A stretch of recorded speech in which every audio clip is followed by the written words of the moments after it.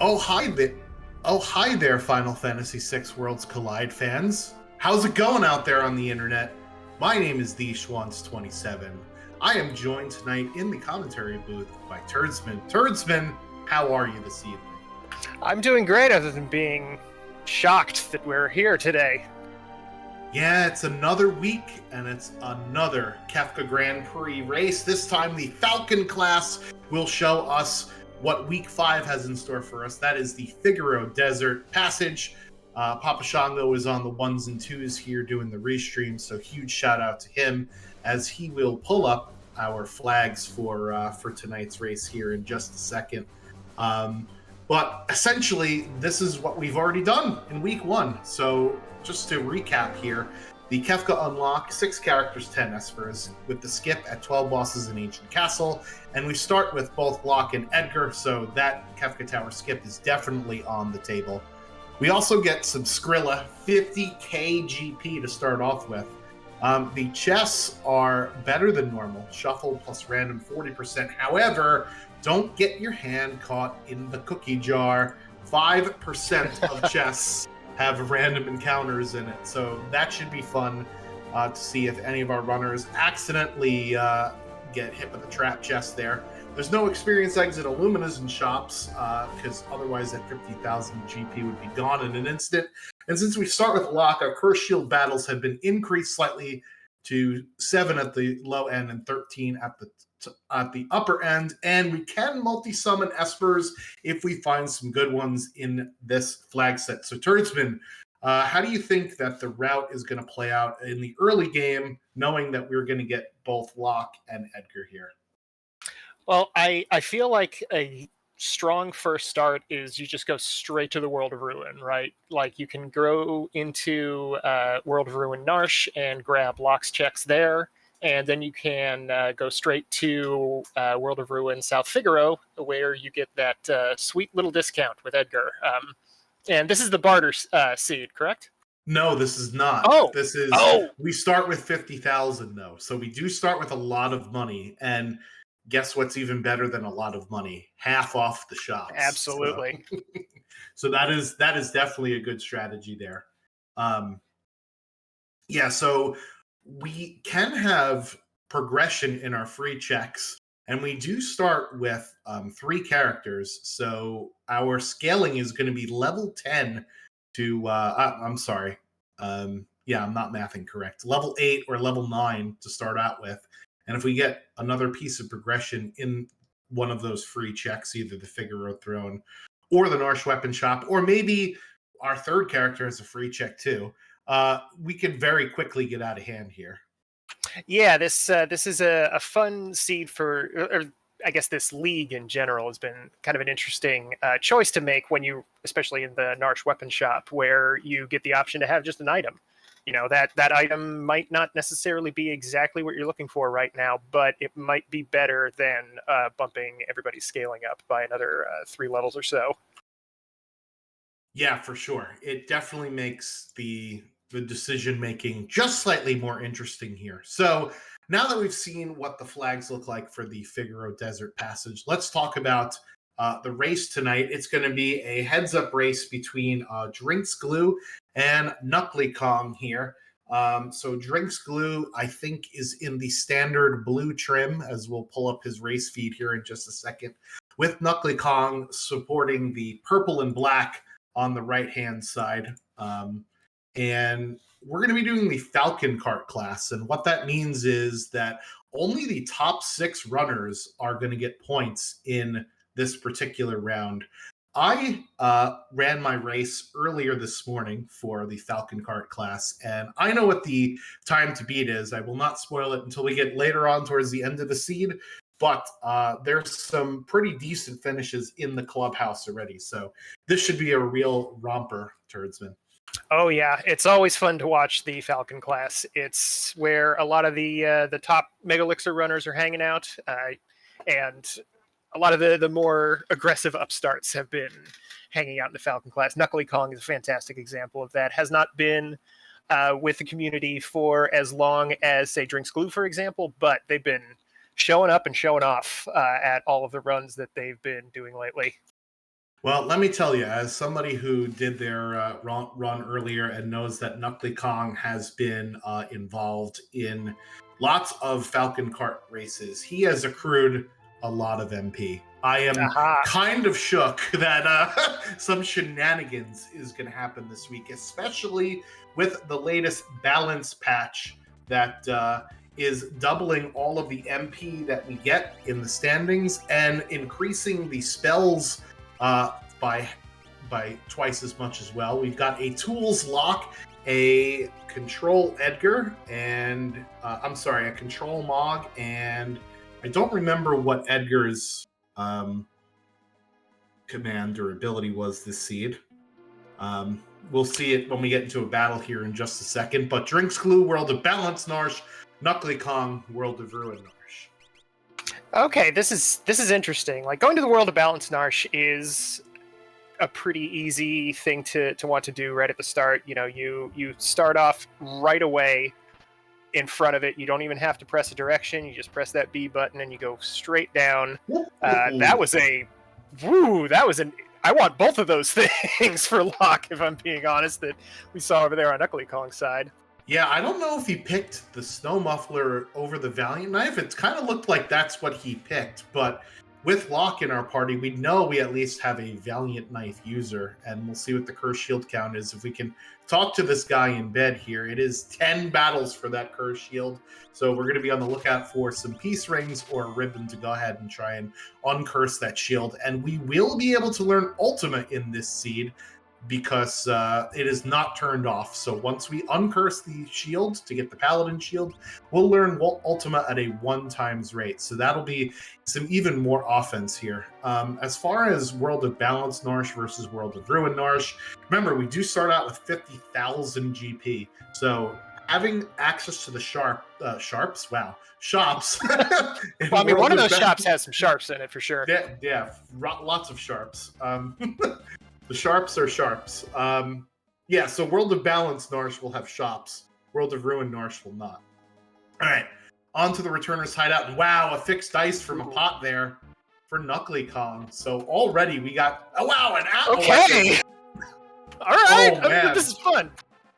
That's less fun. This is not the Classroom Monster in a Box like trap chest. This is oops, I got my hand caught in the cookie jar trap chest here with the pugs. Flame Shield from Drinks Glue as well.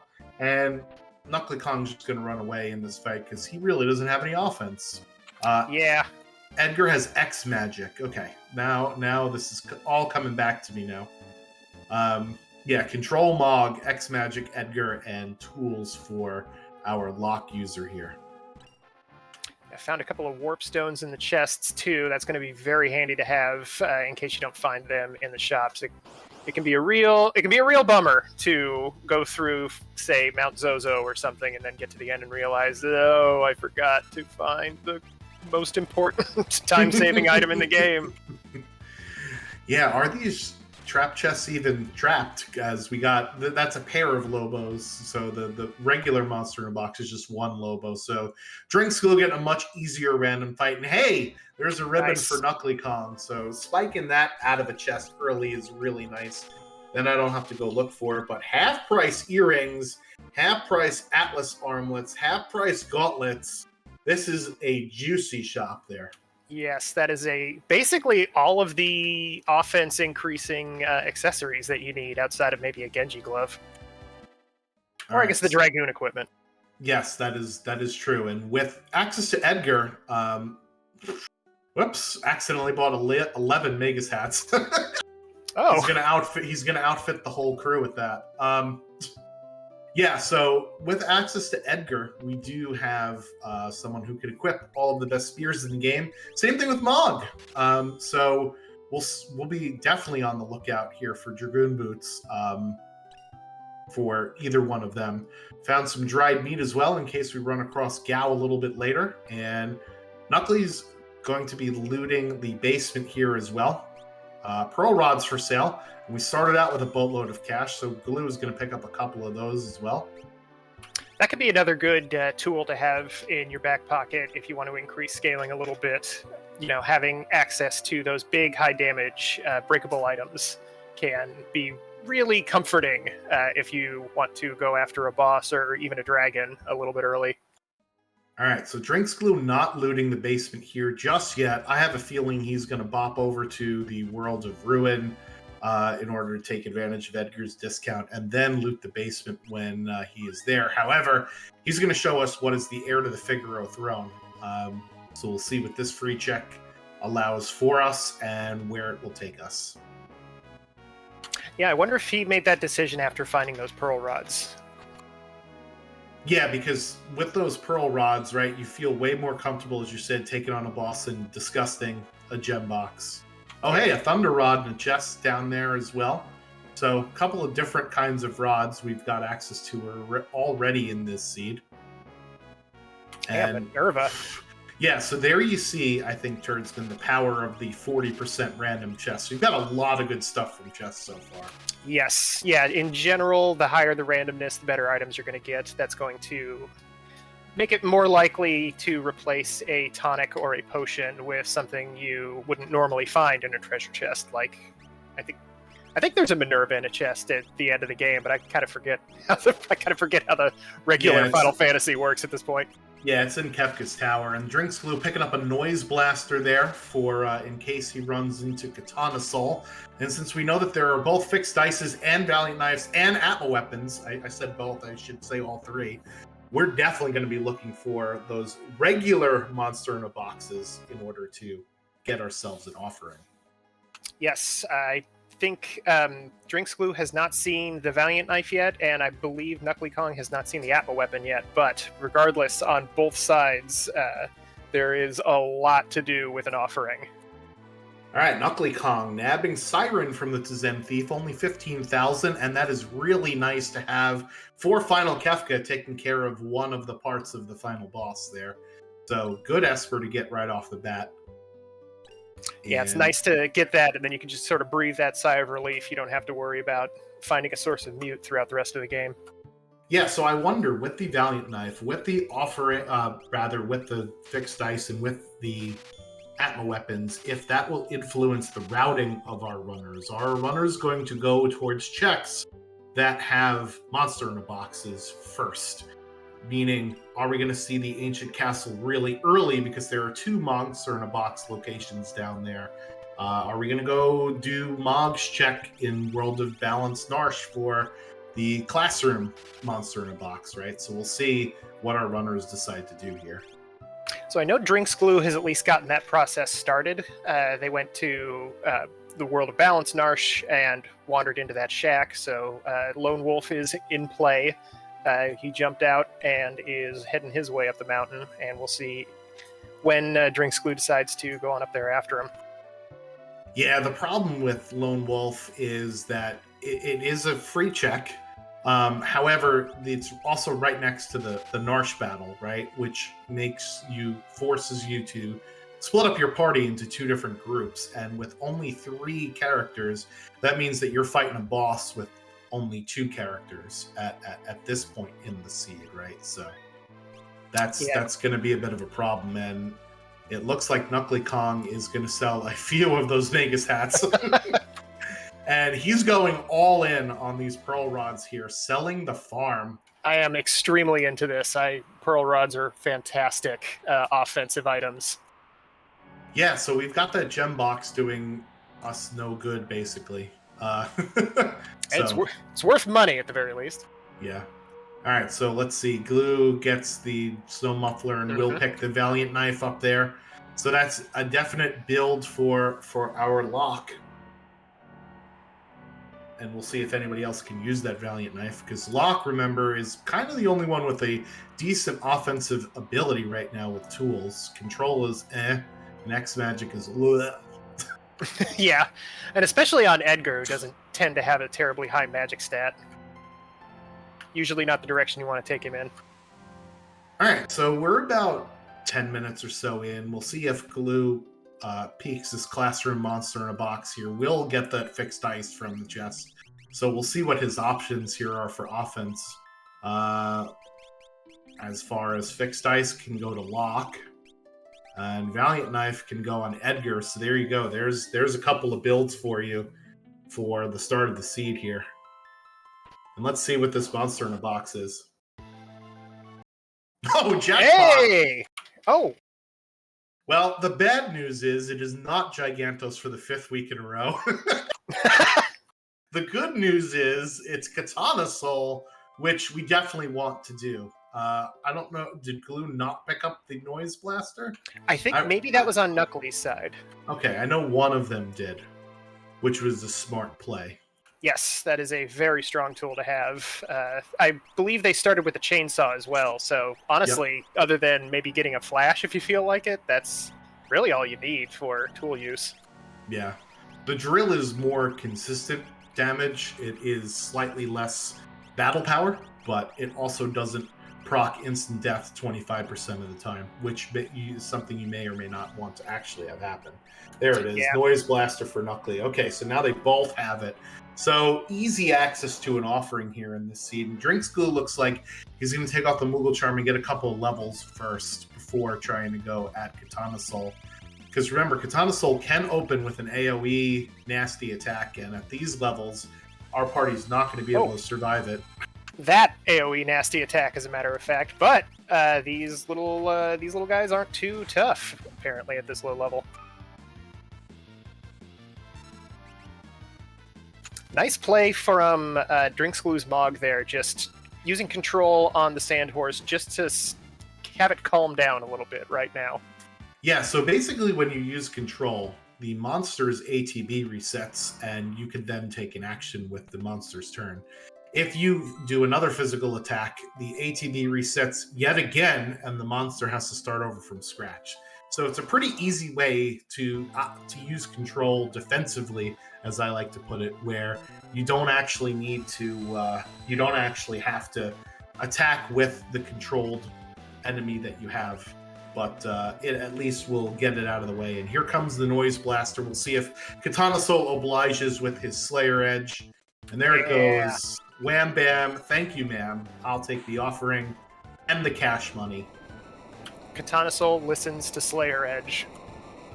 It is one of my favorite Final Fantasy VI bands. It's up there with Rizopus and the Piranhas and Hyde and the Hyde Knights. So yeah, we got an offering already for ourselves. Now the question is, Turdsman, which build are you putting that on? Are you putting it on the offering, the Valiant Knife, or the fixed dice? I suppose I'd be putting it, honestly, with the Valiant Knife, I might be using that right away, because the fixed dice it takes a little while for the animation to play, and in general, I'd be wanting to use it as more of an emergency type thing. Rather than using that as my primary form of offense. Yeah, so I had a bit of a different philosophy here. The fixed dice offering will have a way higher damage ceiling potential than the offering early on. So what I did was I used fixed dice offering early, and then around level 20-ish or so, I swapped that so that the offering would go on the Valiant Knife. To help my team out that way. So that was, but the problem is, as you said, it's one of time, right? Because look at how long one fixed dice roll is for Knuckly Kong. Imagine 4 of those. Yeah, we did see that on Drinks Glue's side. It looks like that's the tactic he took. All right, so this is a soldier sprite here, leading the goons down to the engine room. So we're not going to get a character here at Edgar's first part of the check. And even though we do have our offering already, it looks like Drinks Glue's heading down the Edgar stuff already. And why not? You need the Ancient Castle for the Kefka Tower skip, right? So let's get it done. Yeah, when you have access to that, I think all of the Figaro Grand Prix seeds have a check as part of their Kefka skip requirements. So if you have access to it, it's a pretty good idea to get it done sooner rather than later, since you know that you're going to want that later on. Yeah, so Knuckly Kong using that Thunder Rod there on that fight. And wow, there's a Genji glove in a chest as well. So who knows? Maybe we could do, one hand on our Valiant Knife, one hand on our fixed dice for for lock later on in the seed. Oh yeah.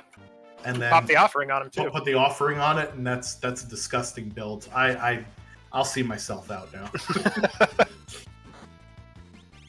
All right, well, we talked about them, right? Turdsman, Rhysopus, and the Piranhas.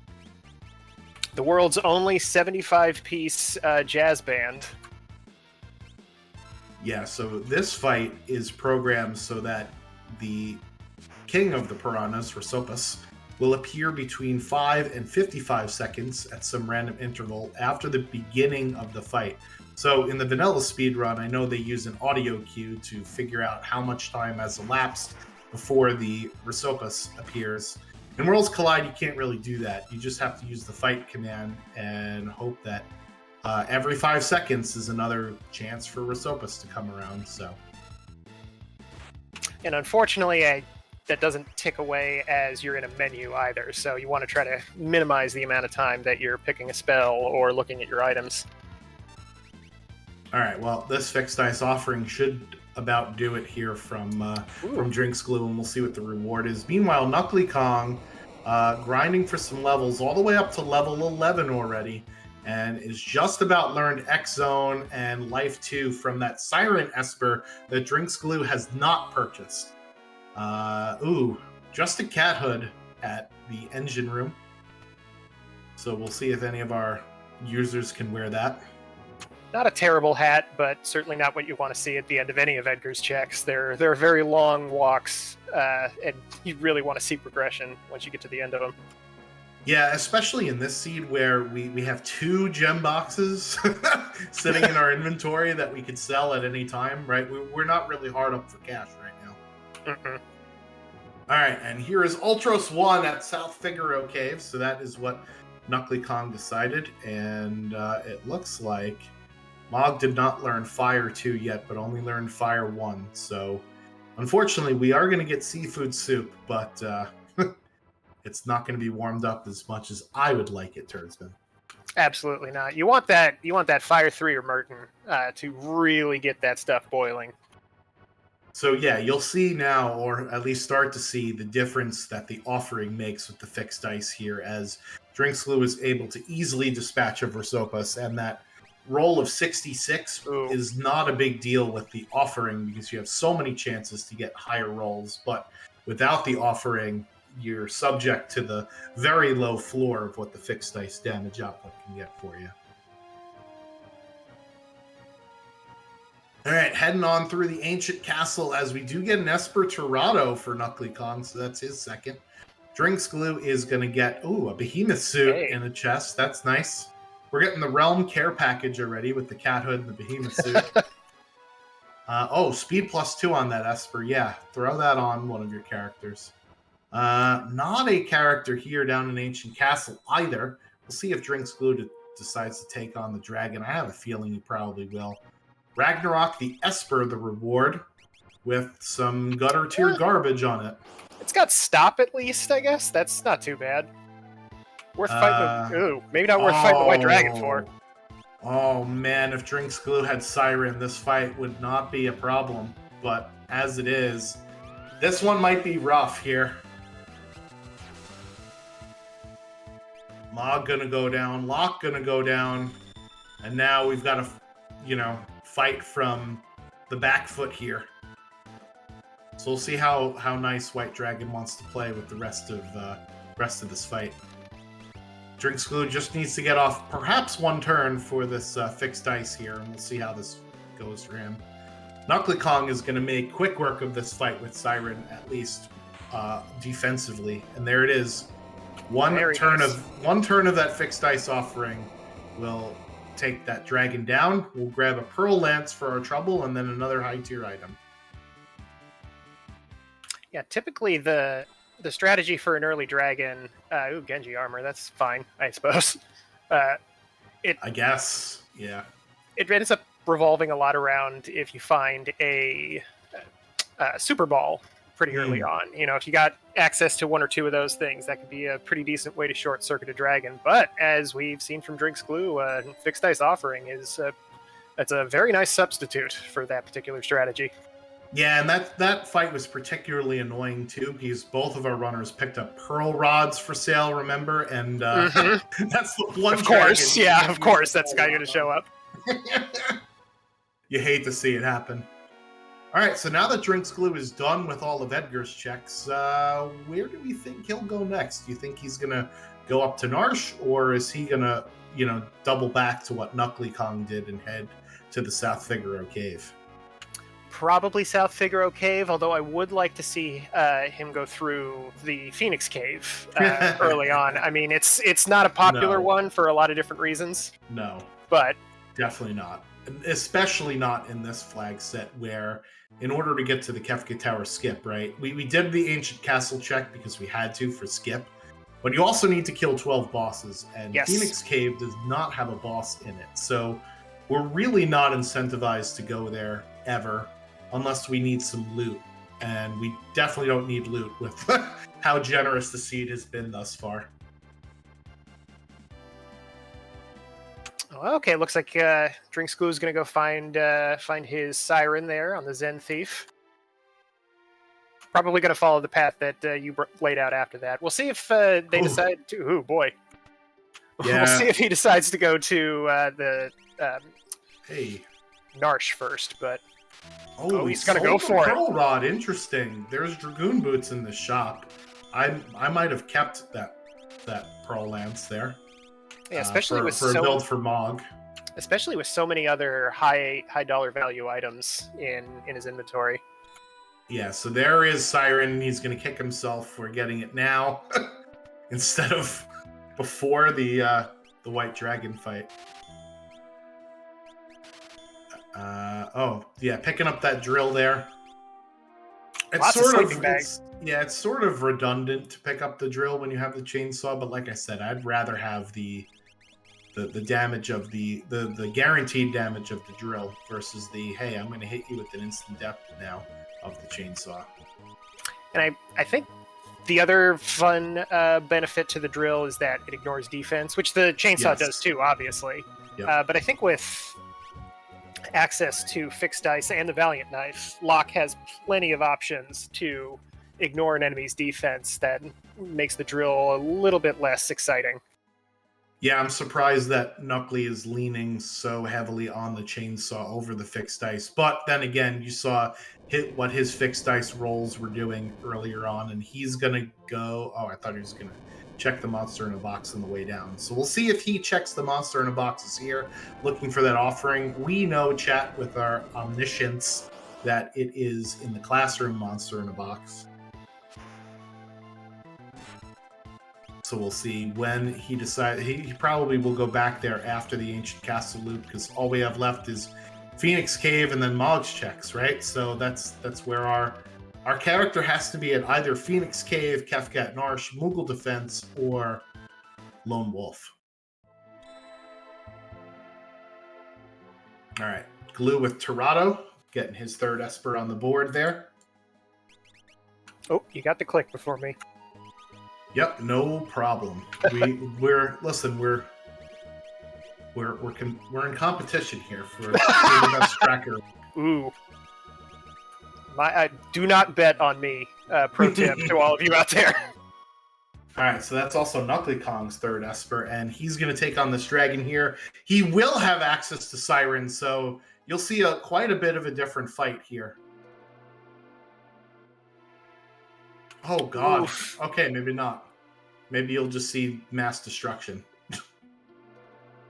Yeah, that level question mark Pearl can be really tricky since, in general, I imagine most people playing this game don't pay too terribly much attention to the ones digit of their GP values. No. And if that thing happens to be a 1, then, ooh boy, you're getting hit. Yeah, so unfortunately, I think Edgar was our person who had Siren, so... Knuckly is going to gather himself back up again here, and it is not a character at Moogle Defense either. So now that brings us down to 3 checks. Yeah, it's tightening in.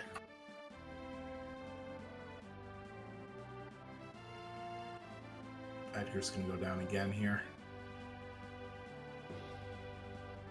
Oh, wow. Oh, and so is Mog. Okay. Well, that's a nasty dragon. Yeah, so when I played this seed, that's the same thing that happened to me, except White Dragon did 3 pearls off the start, and I didn't even get a turn to cast Siren. So, them's the breaks, as they say. Some wizards here for Drink's Glue, and I think these guys drop fire rods. I believe so. Not these guys specifically, but...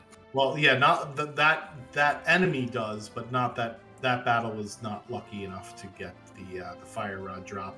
I think it's a rare drop. I don't think it's the common drop. All right, so take 2 for White Dragon here for Knuckly Kong. And Ghost Train.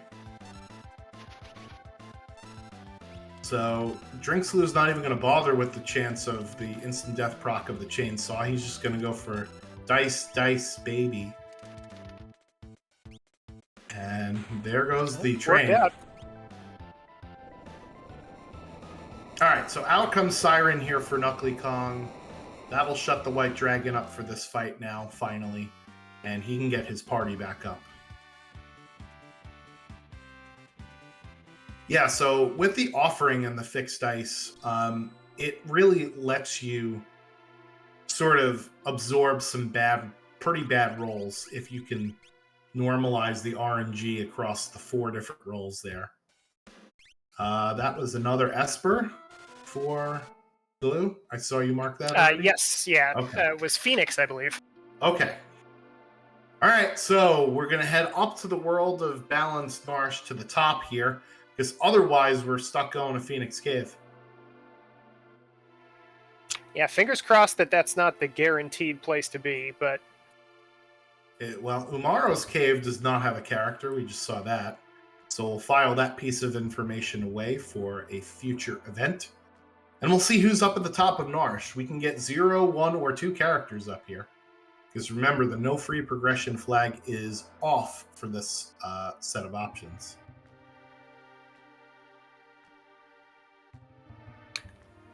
Know that Kefka at Narsh has been particularly friendly with character availability. Yep, there we go. Oh, yeah. That's been happening in the Blackjack class a lot, at least, on a couple of occasions. I want to say last week. Oh, wow, 2. So this 2 is where pretty everybody... good ones. Why didn't I get the invite, guys? This is where everybody was hanging out here. All right, so now we have a natural fixed dice user in Setzer, so we could potentially pivot the fixed dice over to him and leave Locke for an Atma weapon for later on in the game. And then we also have Realm, who we could slot into our party. A little capture Setzer action.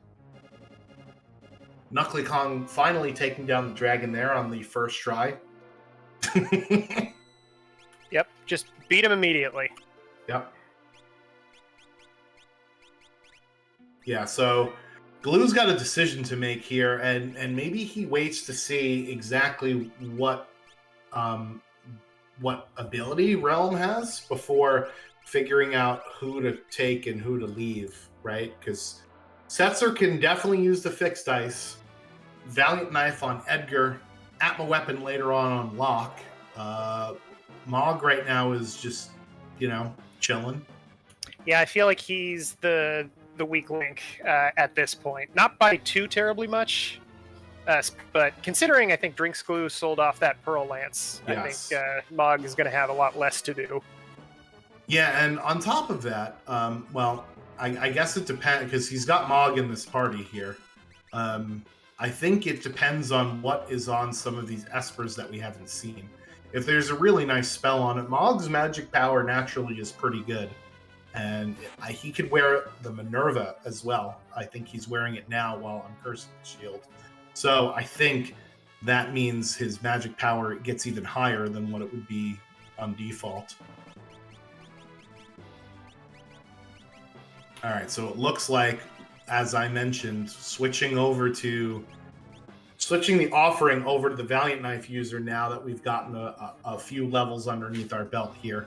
And the fixed dice will become prohibitive with the amount of time it takes with the animation for the damage. And oh no. Ooh. I don't think we have any ice. I mean, We let an ice shield drop at Lone Wolf. I mean, we have Valiant Knife and Fixed Ice, which are defense ignoring. I don't think we have an Ice Rod, though. No, it was just that ice shield that got teleported into the future. Yeah, so if we do want that, we can go into the World of Ruin Moogle Mines to go pick that up. And it looks like Drinks Glue does take out Ifrit Shiva with those defense-ignoring options there, the Fixed Ice and the Valiant Knife. So Glue is going to pick up his 5th character, Realm, and now we sort of went through a bottleneck here, and now we're ready to branch back out into more characters' checks. So we'll see which he chooses. Oh, God. Yeah, Sword Tech Natural Magic Realm, yes. That's a good realm. 47 base magic power. I think if I remember correctly, Mog had 35 or so. So that's quite an upgrade over Mog here. Yeah, pretty easy decision once you got to see realm status screen there. Yeah. I went with a little different. I kept Mog and bench Setzer because I knew I was going to keep the offering on the Valiant Knife user. And Mog learned some other spells that we haven't seen yet. So Mog was actually a contributing member of my party when I had to make that decision. So it'll be interesting to see how Drinks Glue figures out and navigates the rest of the seed here. Yeah, Knuckly Kong not too far behind, dealing with the train here. Perfect usage of this Pearl Rod. This should Clear this guy out. This should hopefully make this thing go bye-bye. There it is. You need an extra little nudge. All right, so Phoenix has Bolt 3 on it, which is what we were missing from before. So that's immediately going to be taught to our Realm. I'm happy to see that Speed has been getting a pretty decent reemergence of people feeling that it's a useful stat. Yeah, I like Speed quite a bit. All right, so that's an Imp Sprite, not a character here at where the hell are we? Esper Mountain. Oh, right. I thought it was Mount Colts for a second. Yeah, so if you have a Speed +2 Esper from very early on in the game, which we had, I left it on one character, and they were flying by the end of the seed here. It helped me immensely with in Kefka's Tower, because you have to split up your party, right? So this person that was all by themselves was actually basically taking 2 turns per per enemy turn, so it's almost like having a second character in battle with me. All right, and it is Air Force here. Yeah, bit of a nasty one, too. Single target. Yeah, single target shrapnel. Okay, and knocking him down. Ooh, down. Boy. Yep. Yeah. Let's break some rods. Let's get through this fight. Yep, gotta end it. All right, so Knuckly Kong heading up to the top of Norsh. We'll get their 2 characters, I assume. Unless he really wants that Ice Shield. I mean, I guess you never know. Yeah.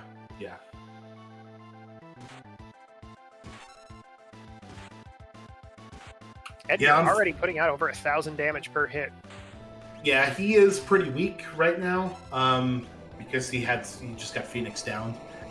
Air Force, thankfully, a glass cannon there with the rod, because he is a multi-part boss, so that offering not as helpful on multi-part bosses as they are on just the regular single-part boss. And it is only a force shield here at Esper Mountain. That is going to put Glue up to 5 bosses, though. Remember, we need 12 of them for Skip. So, although it's a dead check, we still need to kill bosses, right? So it's maybe not as bad as we think it is. And Force Shield, definitely a good idea for your Valiant Knife user. And swapping that Paladin Shield over to Realm to get that Ultima sooner rather than later. Yeah, so now we'll start learning Ultima at a 1x rate. And remember, Realm has Sword Tech. And what does Sword Tech 5 do, Turdsman? Well, Sword Tech 5 is a drain attack that uses drain and osmos effects, so it absorbs HP and MP from an enemy. Yeah, so that'll Very be really handy. Yeah, that'll be really useful for Ultima, which costs 254 MP to cast. So that is an easy way for us to get that MP back onto our realm. So that is another reason why we should have her in the party. Crusader, the reward from the Culligan has HP plus 100, so guess where that's going? Right on our Valiant Knife user. Thank you very much. Always fun to find that after finding the Valiant Knife and just realizing everything's coming together. You're going to have a character that not only is going to do an extra, potentially at low HP, an extra 4,000 damage with their swing, but also then at maximum HP, they have 4,000 hit points. So not a whole lot that you run into in Worlds Collide does much more than 3k. And even then, that's like running into a really unlucky, what's his name? The Marshal, like he manages to smack somebody at just the wrong time. Oh yeah, the physical attack multipliers in some of these bosses can be pretty gnarly. All right, Ultros 3 there, going down rather handily from Drinks Glue. We'll see what this is. It's an Esper or an item, and in this case, it is an Esper. So Shiny Stone from the Doomgaze spot. And Knuckly Kong finding the 4 Reach Frog formation where the Rider would normally be in the main game. This is another really high money encounter to find. Lots of cash in this seed in general. Unfortunately, there they go. Yep, and this is why this fight is terrible. Those little jerks. I would just consider running away here. Doobie doobie doobie doobie bop shoo bop shoo. There's too many of the frogs, otherwise I would say they're the Budweiser frogs. Coors. Okay, well they're back. We are not sponsored by any alcoholic beverages on this channel. All right. Boy, that would be wild if that was our first sponsor. Yeah, right. This stream sponsor brought to you by Kefka's Light of Judgment, natural. It's the worst IPA you've ever had. So Drinks Glue heading through Daryl's tomb. Again, not going to probably check the monster in a box here because we already nabbed that offering. Is picking up some of the chests along the way though. And let's see, it's another Esper here at Daryl's tomb. So that leaves us with Hauser's Mansion in Phoenix Cave. So let's hope for our runner's sake it is not Phoenix Cave. Right? I think that's all we've got left. Yes, actually, because Setzer's this would be the last of Setzer's checks. Yeah, unfortunately, Knuckly Kong's lock getting eating the condemned counter there from trying to uncurse the shield. He should have ran away from this fight 4 turns ago.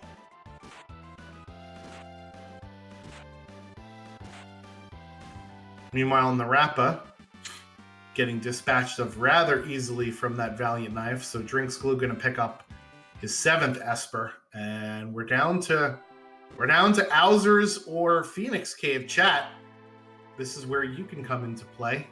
Where do you think our next character is going to be?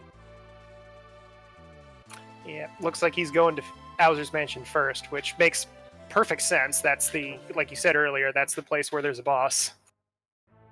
Yeah, plus, usually your characters are buried within your most recently acquired characters' checks, because Worlds Collide seeds are deeper than they are wide. Papa Shango says Strago in Phoenix Cave. Why would you do that to... That is a possibility. Alright, some more wizards here.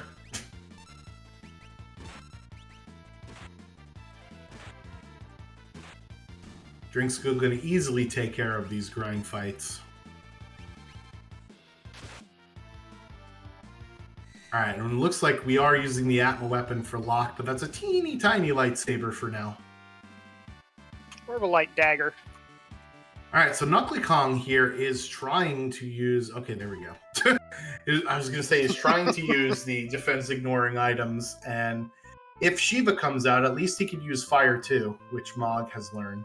But that's not the case here. Oh, getting his hand caught in the cookie jar. For some more of these seahorse-looking things. All right, so that is Realm with Sword Attack Natural Magic there. So it's pretty easy in Worlds Collide to keep a character at pretty low HP most of the time. So Edgar is just going to keep doing more and more and more and more damage here. Yeah, that's a fun use of the Force Shield, as you said earlier. Good use of the Minerva. Snow Muffler, obviously. If you can pop a Snow Muffler on your Valiant Knife user, then you can just go to town with them at 2 HP if you feel like it, because Snow Muffler plus a decent hat plus a decent shield means that most physical attacks are going to hit you for 1. Yep. So we do not have Terra yet, so that means we don't have access to that Snow Muffler that we declined in the Norse Weapon Shop, but we do have a Crusader Esper with HP plus 100, so that is also indirectly beefing up our damage here, and it is Shadow! Very nice. Dad just wanted to pretend that he was interested in his kids' interests. And we've got Leader, and this should go away in just this one turn here. The issue will be if we get a counterattack and we don't. Wow. The Leader apologized and went about his business. I'm sorry, I didn't mean... I'm sorry. All right, so that's Shadow here, and Drinks Glue has a decision to make, Turdsman. And that decision is called Floating Continent. So let me check how many bosses he has, because that's the best use of some of these multi-part checks. In the Floating Continent has 4 bosses along the way. That's correct. Yep. Yeah, and he's at 8. He's at 8. Now. That's quite a bit, considering he still needs 4 pieces of progression. Yeah, so it looks like he's going to go immediately to Gao Manor. We'll see what the reward is here. But again, we only have Phoenix Cave and then all of Shadow's checks. So we might be... Oh, there we go. We do get Yeti. So Drinks Glue will be happy about that, not just because it's the 7th character, but because it's Yeti. Now, we did peek Yeti on the way to Mog's checks, and we know it's not a character. So Drinks Glue is going to make a beeline for World of Ruin Narsh here right now, hoping to pick up 2 more Espers. Then the question is, what do we do after that? Because then we're stuck with either Floating Continent, Velt Cave, or Phoenix Cave, right? And the auction house is in play, right? Because we do have the no free progression flag is off. So we can go to the auction house potentially to get an Esper, but we already left Jador, and wow, okay. Oof. Air Force, chill out. Whoa, dude, come on, calm down. Chill out, Air Force. I like how he's just hovering on the Phoenix down. He's like, well, I'm going to need one of these in a minute. Yeah, a few times launcher is never fun there. All right, Skull Durgan out for glue, and we'll see if this lasts more than 1 turn. Courtesy of our Edgar. That's Esper number 5, I believe, for Knuckly Kong there. Let's see. No, that is not. That is number 4, because Esper Mountain was a dead check. That's right. Yes, yeah, that was a cat hood, I think. Force Shield. Ah, okay. Yeah, the cat hood was the other place. We're such good trackers. The other one. All right, there we go. There's Esper number 5 with Crusader. All right. That Skull Dragon took 2 turns of Valiant Knife damage. And Drinks Glue got his 2nd dragon down here, so let's see what this is. Another Minerva. I don't hate to see it. It's, it's a pretty good piece of armor. Depends on if anybody can use it. Normally it's just Celeste and Terra, but All right, muscle belt going on to Edgar, so that is HP plus 50 for that relic. 3,900 total. that is level 30. He thick. Big boy. All right, Tritox spot. Oh, hiding in the Hide Knights. Well, you've got those pearl rods still. Very true. Yeah, unfortunately, we only have Bolt 3 really at the moment. Have not yet learned Ultima. Whoa. And this is going to kill Edgar for sure. Unless he blocks it, no. This will probably kill Haydn, and Edgar will not get the XP, which will make me very sage. And okay. Looks like scaling was high enough to get Haydn up above 10k there. Absorbing that like a ShamWow. Sucking it right up. Haydn brought his Flex Seal to this. Yeah, jeez. Keeps using poison on the character with the Paladin shield, though, so... Yeah. Unlucky for him. And that is 16k or so damage out from Edgar per turn. Beautiful. The beefy boy. Ultros' Tri-Elemental attack. Uh-oh. Let's hope Knuckly Kong is okay over there. And there it is, an Esper for Drinks Glue. So he's just 2 away from go mode there with Shote. Oof. Ooh. Yeah, Tri-Elemental attack is doing a little bit of work. Yeah. Usually whenever Ultros says that, he just keels over and dies. So that was a little surprising there. Well, Knuckly does have the Realm with him, but Realm doesn't appear to have much in the way of offensive magic at this point. So relying on getting a little bit of extra damage with those sword techs. Yeah, we did get the Bolt 2 Esper a little bit later on in the seed, and it's an item. It's a cat hood. Yeah, is Drinks Glue going to reset out of this? I mean, he's only at 9 bosses, right? So he still needs to get to... He needs to get to the Promised Land with 12. Okay, this is number 24. I thought this was Magic Master for a second. So possibly... Clearly I didn't do this check, so... So I actually don't know what's here.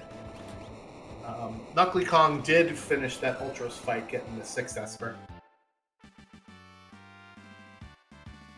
So yeah, looks like with this, I would imagine Drinks Glue not going to go to the floating continent now at this point, since it has all the characters that he needs and is up to, I want to say, I think 10 bosses at this point.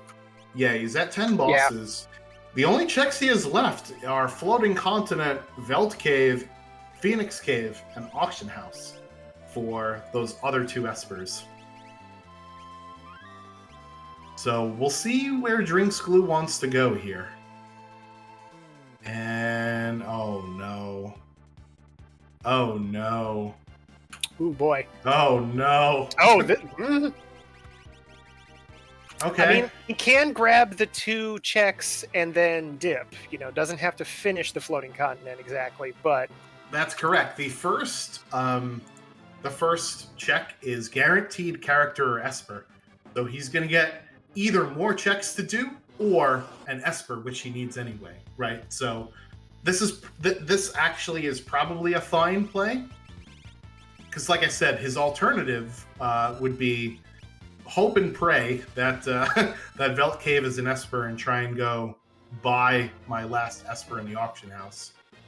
I might have checked that first, the Veld Cave, just to see.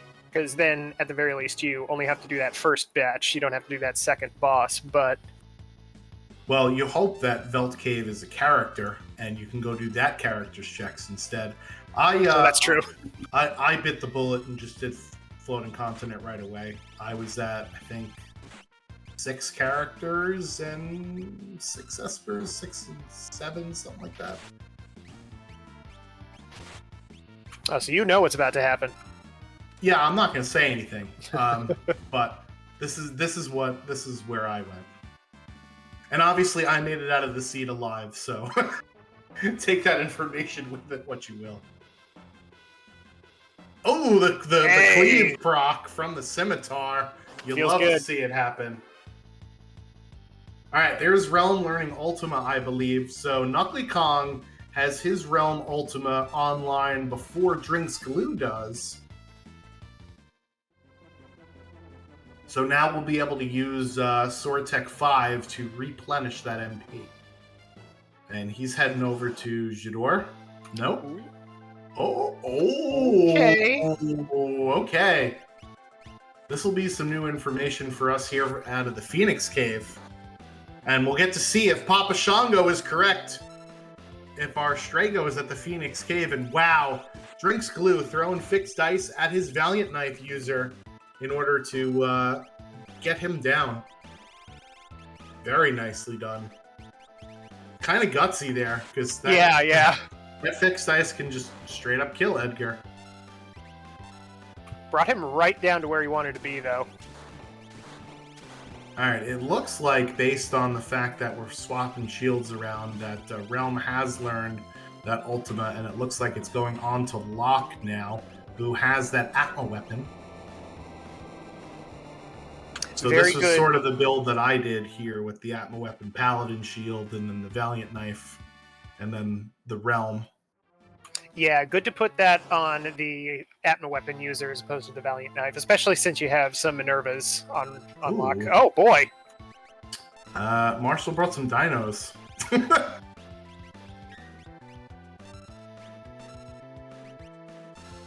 Okay then.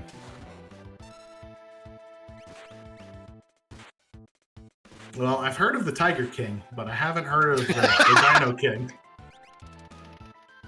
Probably be some questions to ask about the legitimacy of that man's park, but yeah. So as Tech points out in the chat, showing off how good the Force Shield actually is. A Bolt 3 from Realm to Edgar did 400 damage with that Force Shield applied. One of my favorite things to do with the Force Shield is find an Umaro that can equip it and pop it on him, and now Umaro is functionally invincible. Yeah.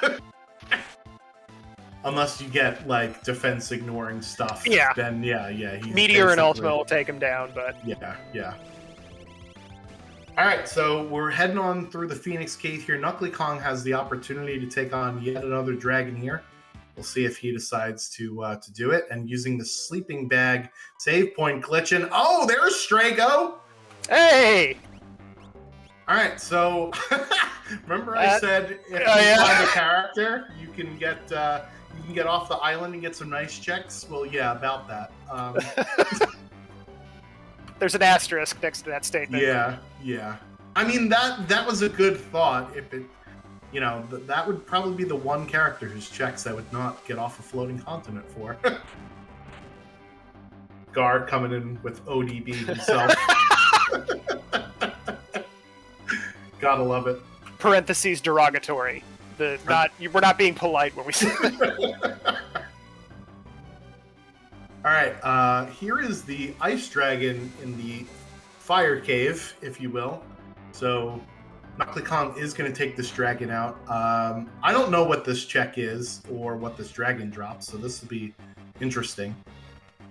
Having to rely on OG fire, the original fire. Any Audio Slave fans out there? No? Okay. I'll just stop talking now. There's so many bands, Schwantz. They've been Rage making music for a very long time. Rage Against the Machine plus Chris Cornell, man. All right. Anyway, so let's see if Glue decides to get the heck out of here if he keeps going. No, he's gonna stick with it. So if he gets Esper here, he's in go mode.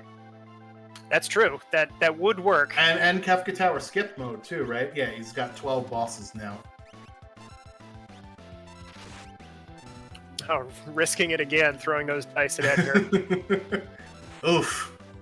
Realm taking a nap here. And it was just a Genji helmet reward from that dragon. Not really what Knuckly Kong wanted to see. I think not taking the Valiant Knife at the beginning of the seed kind of put him behind the 8-ball a little bit here. Because that Valiant Knife, even if you didn't find the offering, is still a much better build than casting fire at, at enemies. Yeah, the Valiant Knife is one of the strongest weapons in the game. A little bit situational, but not... it's pretty easy to put yourself in that situation, let's say. Ooh. Calmness protection, and hey, there's a Valiant Knife! At the end of the Phoenix Cave. Oh, that feels awful. I mean, at least he's got one now, but man, you were hoping for something that was not that. Yuck. Yeah. Yeah, this is far, far too late to find a dead check. Yeah, I mean, like I said, he's got a build for one of his characters now, at least, with that Valiant Knife, but yeah, that was not worth the time that it took to go in there. He will grab his shadow here, and then he has to make the decision of to floating continent or not to floating continent. Yeah, I kind of want to see a check of the Velt Cave first. It's not a crazy long walk, and you can always just dip out of it if you... Oh, boy. Oh! Go, guys! Uh-huh! Uh-huh! Uh-huh! Oh, Siegfried. Siegfried blesses the scene. Hey! Nice. Got out before the attack started, at least. Yeah, so with the Siegfried fight, if you run buffer the entire time he monologues, then you'll run away before he does the second part of that script there. So that's some interesting tech to know. So when we were doing the flag preview for this week, we also had a Siegfried encounter. So that is the second one that's back-to-back Siegfrieds in seeds that I've played for Kefka Grand Prix. Yeah, chat mentioning never having seen Siegfried in any of their seeds. He does not come up too often. Be grateful. All right, unfortunately, X-Zone missing there, but Edgar is just gonna just say go away. Oh man, look at that! Yeah, 23,000 damage per turn now with Edgar, and remember, he's still at half HP. Like, it could go... Yeah. We can do better than that. Yeah, he's feeling fine. He's... Hey, there is our Go Mode Esper at the end of the floating continent there with Golem. Hey! So both Golem and Fenrir up on floating continent. That is why you always do FC.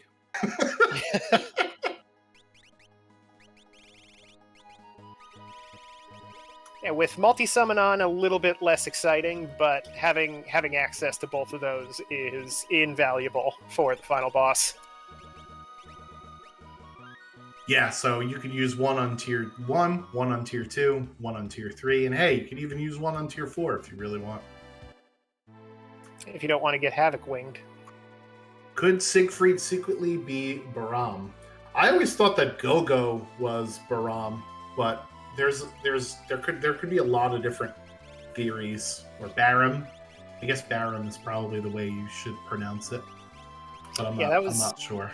That was a popular speculation point. I remember in early GameFAQs days, and I think it very quickly devolved into posting.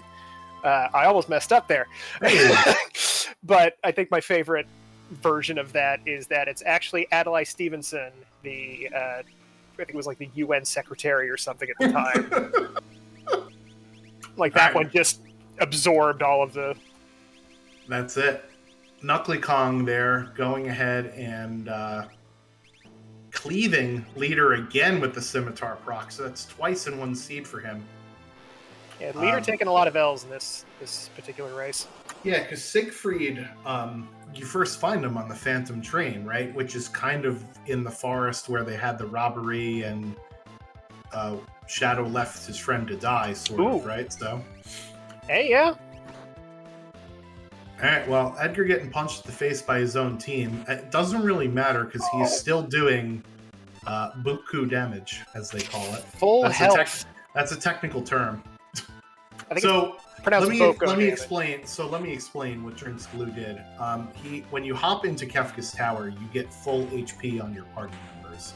So what he did was he unequipped the muscle belt and then re-equipped it so that Edgar's HP would be adjusted, whereas Max's HP rather would be adjusted, but his current HP is not. So he now has about half the health that he did before. 7,763. Those HP plus 100 espers do work, man. Yes. Nakli Kong making the immediate play to Floating Continent, so this will give him 7 characters and 9 espers at the end of this, so we'll check back with him in about 8 or 9 minutes here as Drinks Glue is just chopping his way through the middle of the tower here with Edgar.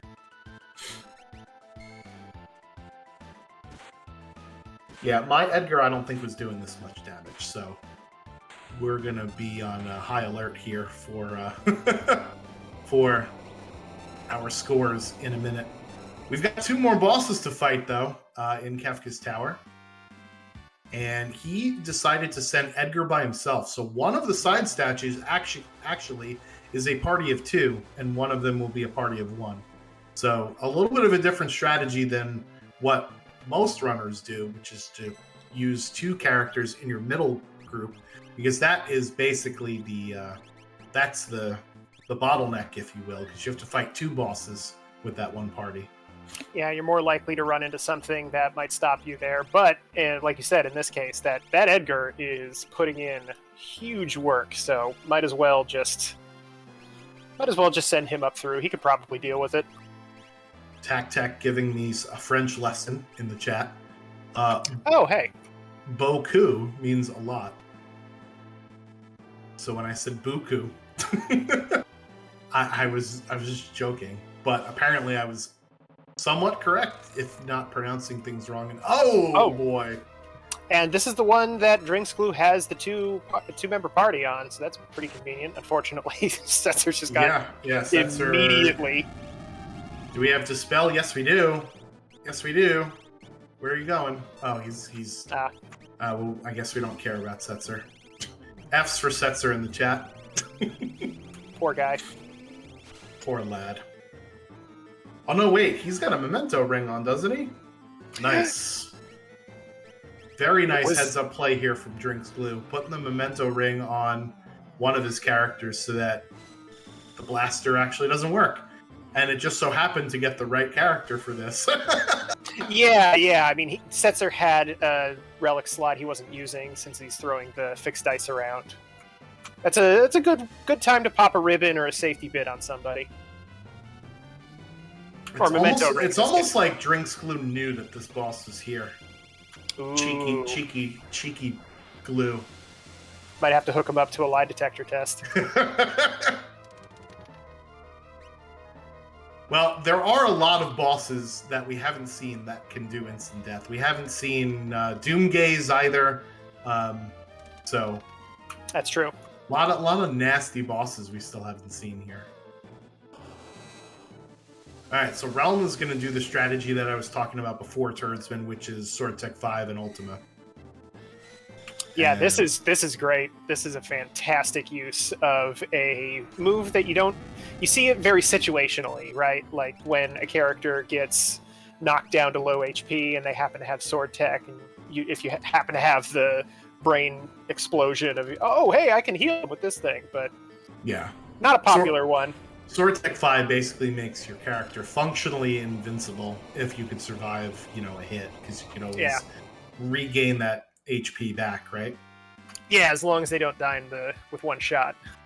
All right, so nice job from Drinks Glue there to set up his characters so that they were sort of ready for any fight, right? He took the offering off of his Valiant Knife user and put it onto Setzer for fixed dice.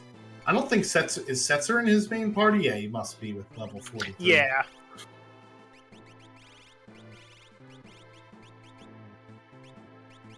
Keeping that memento ring on just in case we get Dread on tier 1 or any other shenanigans on one of the other tiers there. Yeah, I don't believe there has been a unicorn come up in this seed, but there has been the remedy spell popping up a lot. That can be a nice thing to have in the back. Oh, hey.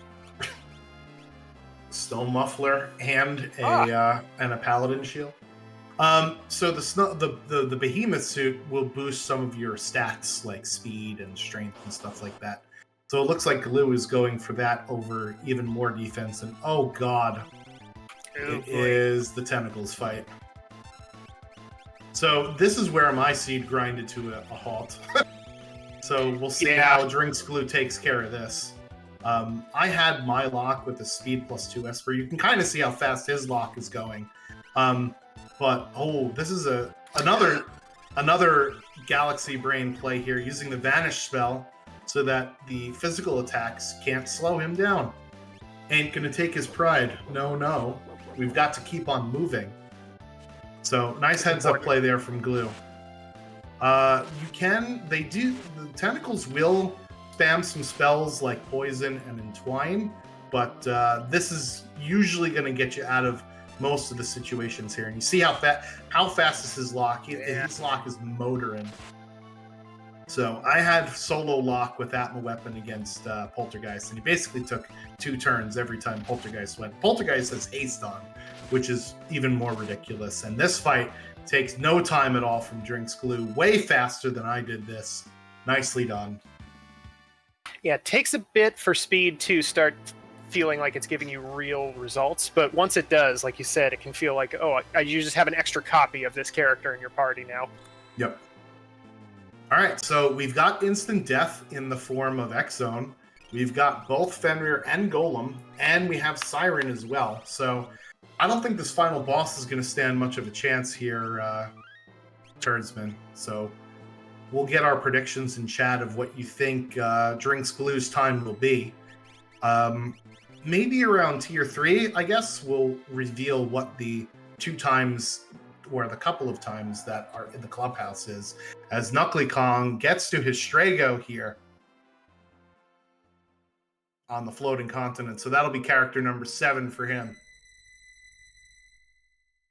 Still in decent shape. Gonna get the other, I think it was 2 Espers were the other 2 rewards on this, or was it just 1?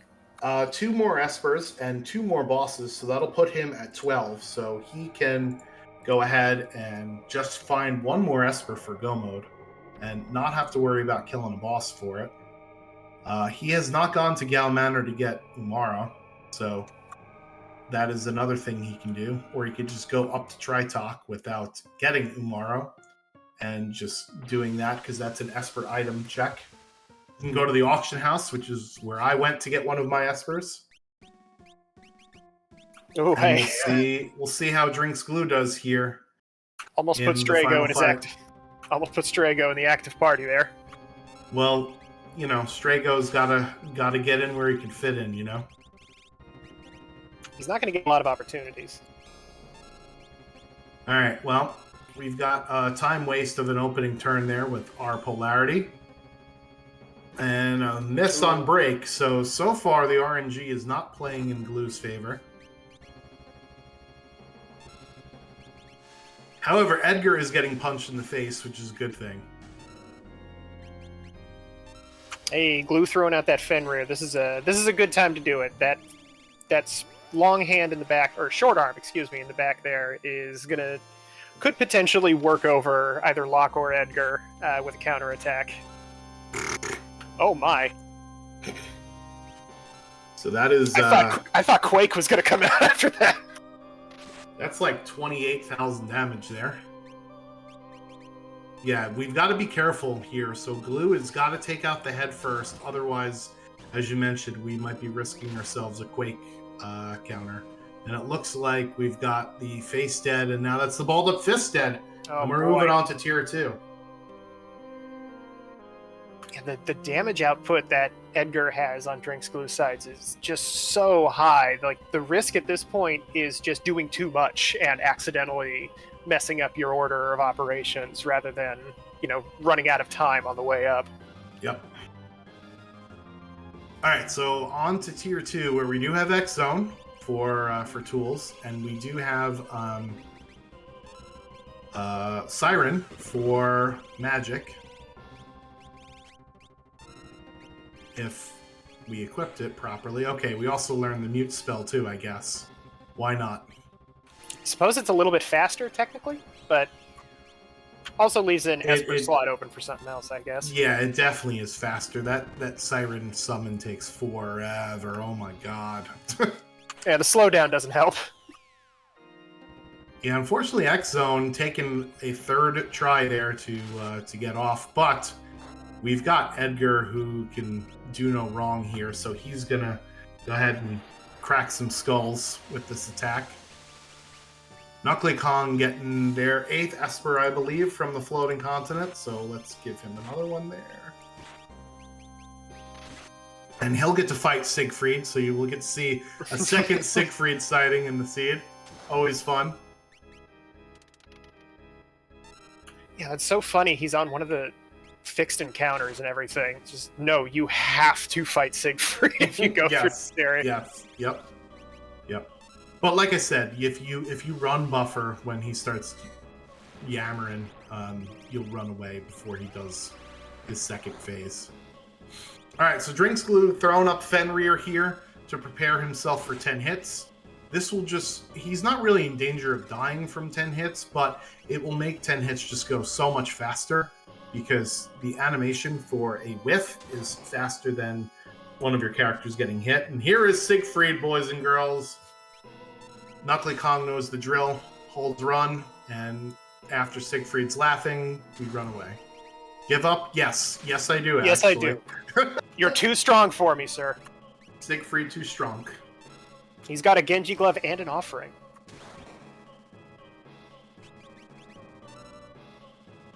Alright, so I think we're down to just magic here for Drinks Glue, and that is the Dispel counter. Oh no, it looks like we still have hit left. But this will be the end of hit. And we gotta be careful here from 10 hits.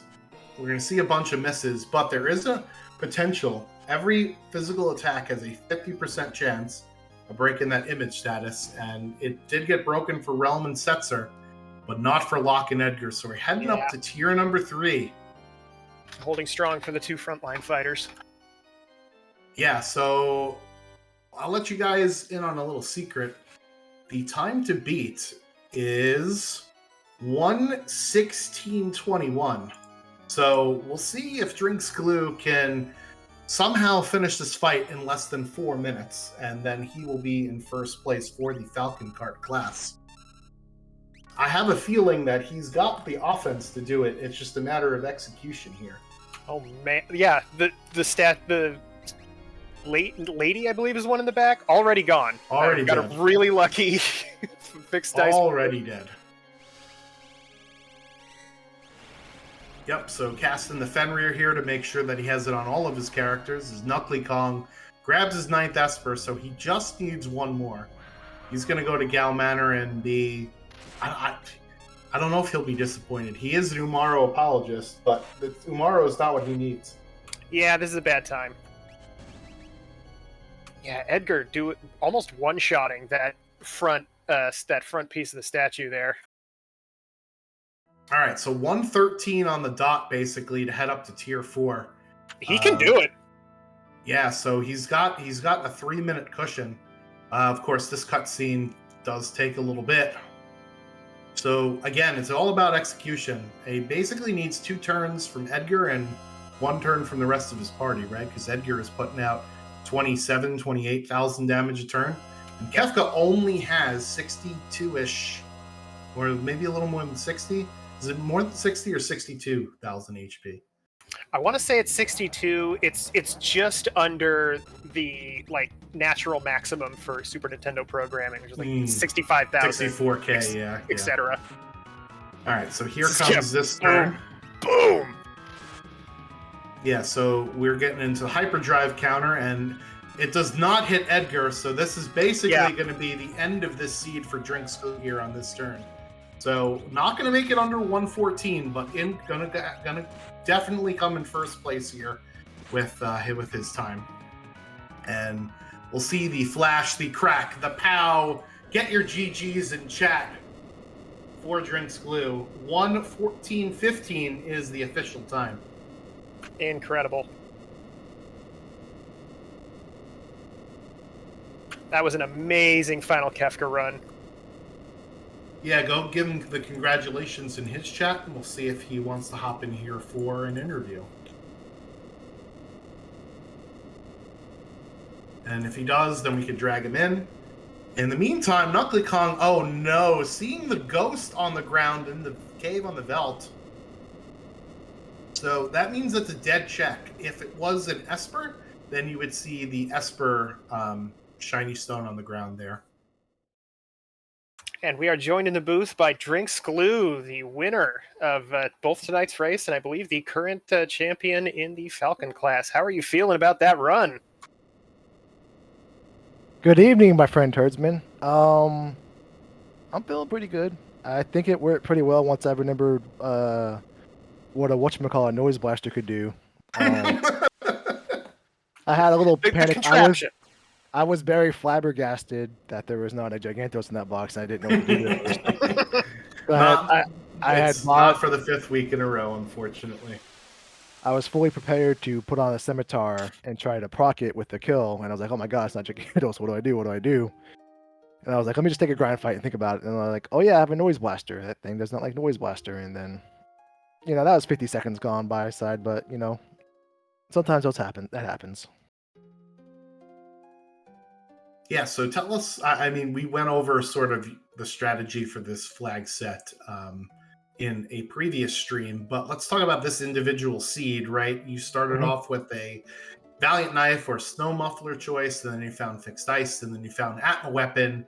Were you sort of overwhelmed for options at that point, or did you still want to round out some other things as you went about your early routing and looting? I would safely say there were Polar Rods and World of Balance South Figaro. And I bought 2, and I was like, you know what, I'm probably gonna, regret it, because ideally you don't want to spend any money until you see what Water Run South Figaro has, right? So I was like, that blew through my 50k. I was like, all right, whatever. If there's something in Water Run South Figaro, we'll do the basement or go from there. And there was quite a bit of relics. There's like pretty much every relic you could want except for the 2 that are high tier items in that one spot, right? Earrings, Atlas Armlet, Gauntlet, all in the one spot. Only thing I was missing was a peace ring, but there's a ribbon somewhere I picked up on the way too. But nevertheless, there was nothing there. So I was like, all right, whatever. I got 2 Polar Rods. Let's go from there, see what happens, right? And then it very quickly, everything changed very fast, because it went from how many times do I have to go back for Polar Rods until stuff picks up, to now I have a Valiant Knife, now I have an Offering and Fixed Ice, to okay, now we just need to go, right? Once I figured out what the Noise Blaster could do, business picked up, and it was like it picked up so much, like at the 18-minute mark, I was still 3-0. And then there was only one Esper on the Ancient Castle Trail, so like 22 minutes, I'm 3-1. And the next thing you know, I have 4 more Espers, and I'm looking for characters. And then to find 2 characters back to back, and now I'm, wondering when I'm gonna find more Espers. Then you find more characters. Now you kind of went back and forth between the Espers and characters, right? Yeah. You did buy the Siren from Tzenthe for way more in the World of Balance and the World of Ruin, but that's all right because you still got it anyway. So coming out of Owzer's Mansion and J'dor, you had 6 characters and 7 Espers and a huge choice in front of you. Now you just got Shadow. And you decided, I'm going to look around first, and then unfortunately you went to Floating Continent after that. What was sort of the decision, or what was the thought process like in your head there? That was kind of what I was talking about when I went back and forth, because I was wondering, I was down to Kefka at Narsh, Lone Wolf, or Phoenix Cave for character number 4, and then you find character number 5 really fast. And then fast forward, obviously Shadow is either there at Phoenix Cave because I've got some other options. And then it quickly went from, okay, do I go to Floating Continent now? Let me go see what's at Shadow's pre-check, right? And then I was like, I hope this is like, somebody with quick checks. And fortunately enough, it's Yumara, right? That's fantastic when you need some espers because you get the free Tritalk on the way. Yep. I had already been up the other side of Narsh, so I knew there wasn't a character up there. I was like, fantastic! I can get these two, peak cave on the belt, and then go from there, right? But then one of them was dead, or his the item Yeah. in Umaro's and cave. then and then we kind of transition back from where am I going to find my next character to do I even have enough checks to get enough espers without getting another character. So I was like, you know what, I need 2 more. If there's another character, fine. Character on floating on it, fine. That gives me another option for some espers. If it's Esper, I can just jump off right away. But then it was Strago, Esper. So. Yeah, so one of the things we were talking about is, well, this is good to go to the floating continent because either you get more checks and can jump off and go do those, or you can get your other 2 espers. And I, having played this seed already, knew what the first character was. So I'm like, Drinks Glue is not jumping off the floating continent once he gets down there. So Knuckle Kong just got his go mode. Nice. His Mog was helping out Haydn there in that fight, turning him invisible and then petrifying one of his own characters. So thanks for that, Mog. So the other big decision that you had to make was when you did get your 4th and 5th character as to who you wanted to put in your party. Did you want to keep Mog in the party, or did you want to take him out for one of Setzer or Realm, or make Setzer and Realm your 2 main other characters with Edgar and Locke? So talk us through your thought process there a little bit as well. Oh, the entire time when I saw Setzer up there, it was Realm was going to be utility. She did Bolt 3 and then Ultima from the Paladin Shield, which came in handy in one fight. But the entire plan was just to shuffle the offering around at that point in time once it got into the tower. Yeah. Because Locke could obviously use the Valiant Knife. Fortunately, Edgar could use the Valiant Knife as well. So early on, they were kind of flip-flopping, but Locke could use the fixed ice. But once I saw Setzer and Realm, it immediately became Setzer will, in the tower, be babysit by Realm wherever they go. The fixed ice offering, it's not your first choice, but it's a very safe choice, if not be it slow. But all that matters is you get through that fight, much less not so much how quickly you get through it. And then it was just shuffle the offering around. I probably really didn't even do it with Locke, but it was Tentacles, so yeah. I mean whatever. He had vanished, so he's gonna be fine either way. But yeah, so Tentacles, as we see on Knuckle Kong's screen. Yeah. This is what my Tentacles fight looked like. Yours, however, you decided to put Vanish on yourself, which is something I did not even think about. So that and putting the Memento ring as well on one of your fixed dice character, because what the hell else are they going to wear? I was looking... Really helping you out with some kind of off-the-wall not really off-the-wall, but really smart strategies in Kefka's Tower. And the fact that you said at 5 characters you were already thinking about your KT party just shows you why you are currently tapping Falcon Head on the shoulder in 2nd place in the overall standings for this event. That was a very stupid accident where he just got stuck in the blaster loop because I thought I had bought Marble Shoes, or I found Marble Shoes. I guess I saw them and I didn't buy them. Or you might have sold them, maybe. I may have sold them. Pearl rods, yeah. I think they were in World of Balance, South Figaro. But I was under the assumption I had Marble Shoes, so that's what I was looking for. And I was like, here's a Memento Ring of Ribbon. It doesn't matter what you put the offering, because nothing else benefits it from a damage standpoint. Mm-hmm. And then he immediately gets blastered, and Poltergeist gets stuck in that loop where he can't kill him, but he's trying to kill him. And eventually the stop goes away, but it wasn't really necessary. It's just a fun little thing that happened to come off there. It's pretty cool. Yeah. Definitely saved time over me anyway with the Tentacles fight. So that was really, really cool to see that. Turdsman, you have any other questions for Drinks Glue? It's hard to think about any. I was just so enraptured by Edgar's damage the entire time. I think I might have actually done an actual fist pump when he was doing 7K a swing. Offering Valiant Knife, Experience Egg, plus 100 Esper is the dream. We were missing part of the equation that can make it even sweeter there, but Yeah, couldn't buy the experience eggs in shops this seed, unfortunately. yeah, but like around level 50, you'll get the 9999 if you do that the entire seed, and it's just it's the dream. But no, excellent showing tonight. That was top shelf Worlds Collide play there. You have any other final thoughts, Glue, about this seed or this event in general? No, I just I debated about not talking to you after what you did to me last week, but I decided to forgive you and move on. I will say I did cast my own spell this week. Oh wow! Much like what you told me, I'm not telling you what I cast, but. Well, no. I just said you asked me if I cast a spell, and I said yes, and I didn't elaborate. That you know what? I'm obviously remember the conversation very differently, but. Yep, clearly. I just clearly, like yeah. The hatchet is buried.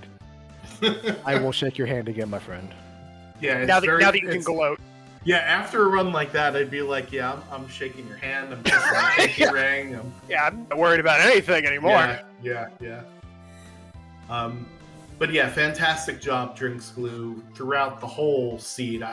There was not very much to really clean up there as far as what you did. Do you have any other things going on later on this week that you maybe want to plug for us while we watch Knuckly Kong finish up Kefka's Tower here? I do want to point out that tomorrow we're on speed gaming. I don't think we have anybody's week 5 not yet races lined up, but that may change. Okay. But worst case scenario, we'll have some type of event on our speed gaming Wednesday slot, and Thursday we have a special showcase, Seed of the Week showcase, if you will, starring Double Down's own very rhythmic creation, Dance Dance Revolution. Have you actually had a chance to look at that yet, guys? No, not yet. I'm interested though. It's pretty much everything is dance, and pretty much everything is kind of tailored out the best way you can, so that eventually you will be utilizing dance. So it's pretty cool. It's a nice little dance tutorial. Everybody's getting dance as the ability, and Dance Dance Revolution, it kind of speaks for itself, right?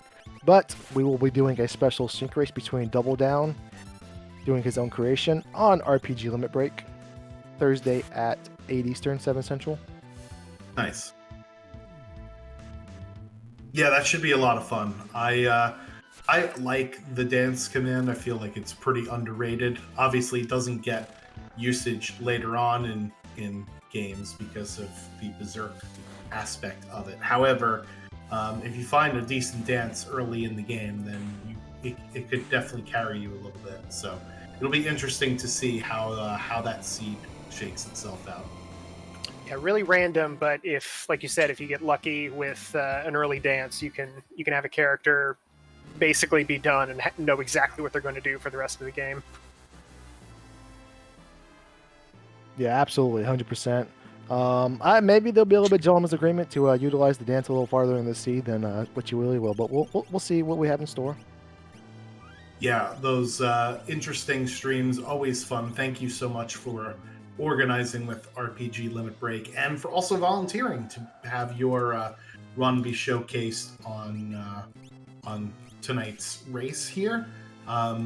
Congratulations on a really nice time and a seed well played, and hopefully we will see you up on the big screen again, if not behind the scenes pushing the buttons. So appreciate it, Drinks Glue. Absolutely. Thank you guys, and y'all have a good night. All right, catch you later. Have a good one. All right, so get those spicy chickens in chat if you got them here. Knuckly Kong going up against Poltergeist, but it looks like he's hopped on the ultimate train, and a poison rod. Who dis? Hey! Gotta give the old man something to do, huh? I mean, the poison rod doesn't get a lot of play, so it's kind of nice to see it be brought out. Yeah, so I had Osmos on one of my Espers. I wonder if it was the Esper that I found in the auction house, because I don't necessarily see it on his Mog, or maybe he just didn't learn it. So unfortunately not going to be able to take full advantage of that Ultima, because it costs a lot to cast each turn. Mm-hmm. However, we can multi-summon Justice, which is probably the coolest looking summon animation, I think, anyway. Oh yeah, it's got that delayed laser blast thing that all good giant robots have. So maybe we might have to shuffle the Paladin Shield onto Mog for this fight here. It looks like he's just going to try and pull through it, but that's one of the things about uncursing the shield, right? Even though this seed, it was a pretty high number, right? It was 10, I believe, was the number. So that's a pretty high number for the curse shield battles, but it allows you to shuffle it from one party to another in Kefka's Tower. And you kind of heard Drinks Glue talking about how he was even thinking about his Kefka Tower party comp at minute like 23 or 30 or whenever the heck he got up to Kefka at Narsh. However, that's one of the reasons why you just uncurse the shield anyway. Yeah, it's a very strong piece of defensive equipment, even if you don't have access to Ultima. Pretty nice to have, especially with an Atma weapon floating around. Absorbs fire, ice, lightning, and I think that's it. And then the rest of them, it's just neutral. Neutralizes, excuse me. Alright, so we'll see how Knuckly Khan decides to go at this the second battle here, where it looks like he's going to go ahead and, use that Poison Rod a second time. Yeah, might as well.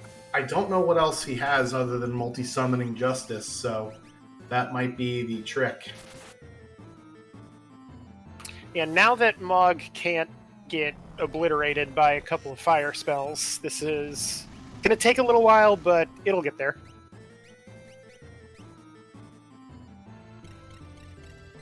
Oh, whew.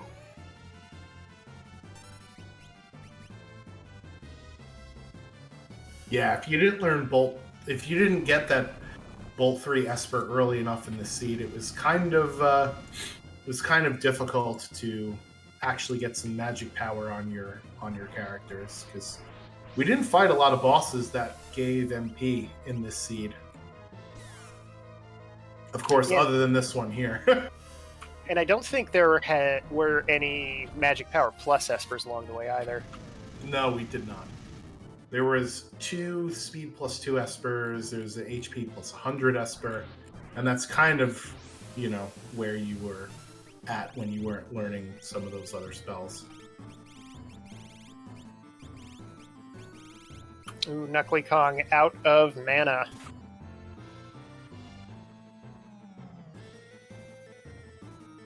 Yeah, and that's the problem with relying on Ultima.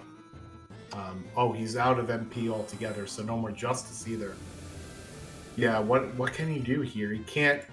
So we did find a Flame Shield somewhere, which is not going to help us out here. Yep, no Pearl Rods left, just swinging away with Mog, trying to chip away whatever might be left of Poltergeist's HP. Well, Yeah. that Merton set him back quite a bit, unfortunately. Yeah, what do we have access to that we could even do here? I don't think he found the. He did find the fixed ice, but Mog can't use it, right? Yeah, it could be. It looks like I was kind of curious what his item situation was, but it looks like he doesn't have any ethers or anything either. Yeah, so unfortunately at this point, the option is, try and figure out another method of attack here, and that method might be, we need to warp out and send my whole party here, which would be, some more time loss for sure. But, hitting him with the greatest for 200 damage a turn is not gonna kill him. No. Popping on the Pearl Lance, that kind of works. You have a chance to get the Pearl proc afterwards, which do a little bit of extra damage.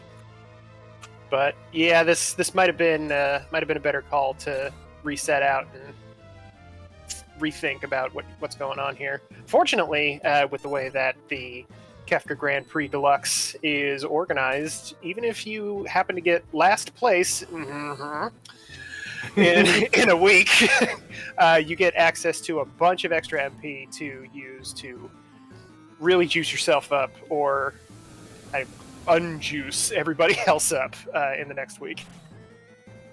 Yeah, I'm worried about what the MP spell situation is going to be out here from Knuckly Kong, because he's accrued some MP. So we'll see what happens. As someone who does not hate the blue shell, I am a big fan of the chaos that can ensue when a bunch of people are throwing a bunch of these spells out all at once.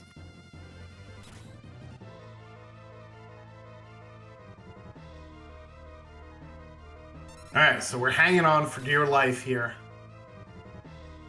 So I wonder how much Poltergeist, because remember, we are basically level 45 is max level. I wonder what Poltergeist's HP is at that level.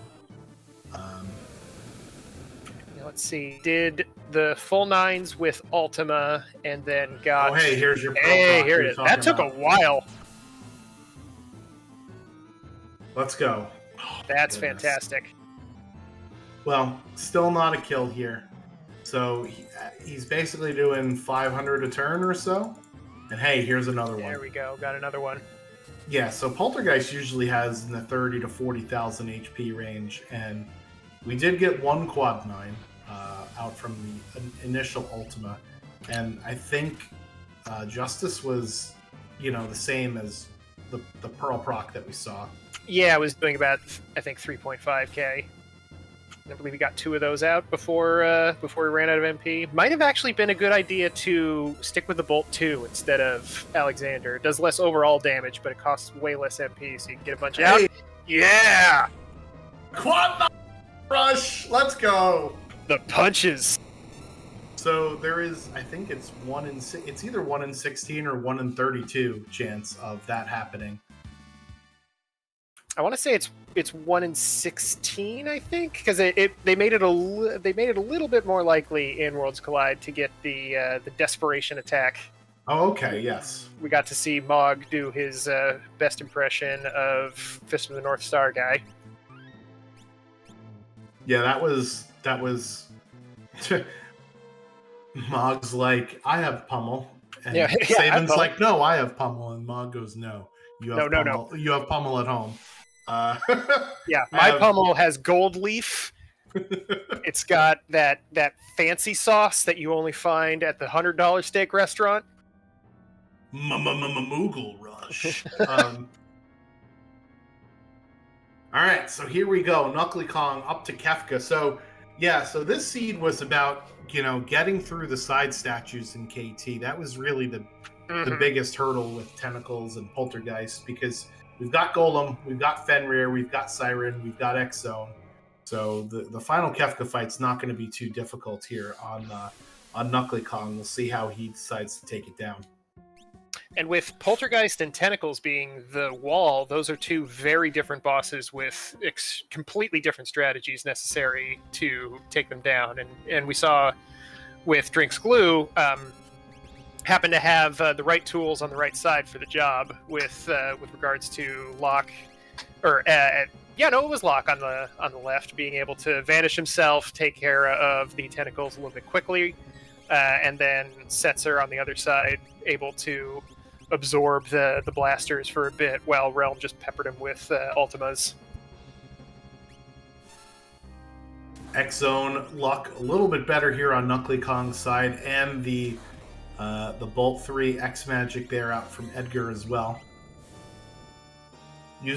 So we've got Realm using Sword Tech 6 here, which is, I don't think what Drink's Glue is doing with Realm, but Sword Tech 6 is based off of your magic power stat, whereas a lot of the other Sword Attacks are based on your strength stat.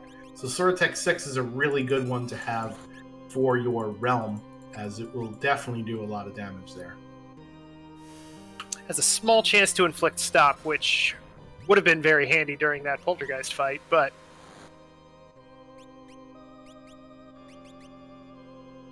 yeah, the X-Magic Edgar is interesting. I don't think Drinks Glue was utilizing Edgar for that at all, since he had the incredible Valiant Knife shots, but having natural X-Magic isn't what you always want to see at the beginning, but it can be really nice later on if you have to do something really tricky and you have a character that can cast 2 spells in 1 turn. Yeah, the interesting thing is, right, with the X-Magic command, you can actually make any character have the X-Magic command with the Gembox Relic. However, that has the side effect of that character not being able to summon Espers, right? So having X-Magic as their natural command means you could both do 2 spells in one turn, basically, and you could also summon Espers without worry because you don't have it blocked with the Gembox Relic.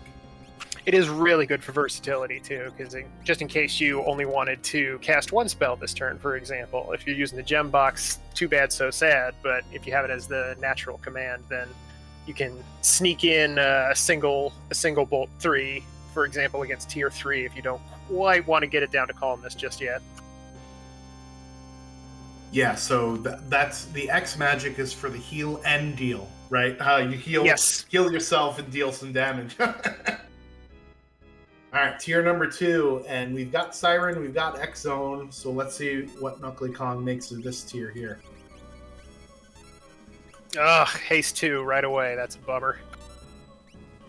Yeah, so magic, tools, and hit will all take a turn before your team gets to go. So unfortunately, magic always gets at least 1 cast per turn here, and another X Zone first time, as Knuckly Kong is laughing at Drinks Glue's time. Getting those X Zones right away. All right, out comes Golem here, and that will help out for the 10 hits phase of this attack. And preventing any little shenanigans from sneaking through along the way. Zombite, I believe it will also block that. Or, no, it's not Zombite, it's a Doom Tusk. Yes. Same effect, different name, right? Yeah. There's a lot of that in this game. Yeah, right. So Mog gone ahead here and putting haste 2 of his own on his own party, so very nice. I don't know how Mog plans on getting some of this MP back. We'll see how many elixirs we've had along the way. I know we picked up at least a couple in our initial looting route, but sometimes Worlds Collide runners like to sell those elixirs to get some extra cash. So we'll see how many of them he still has left over. Yeah, especially if you know that you're going to have to work with Ultima later on down the road. It can be nice to hang on to a couple of those, whereas otherwise you would want to just, not necessarily sell them right away every single time, but like you said, they're worth a pretty decent amount of money in Worlds Collide. Yeah, the other thing is, Knuckly Kong's party is relying heavily on magic, right? 3 of his, or at least 2 of his 3 users are using magic between Mog and Edgar, with Realm using Sword Tech 6 and Locke using those fixed dice. So it looks like we're going to make a play to conserve some MP here on tier number 2, and that is magic dead for Knuckly Kong.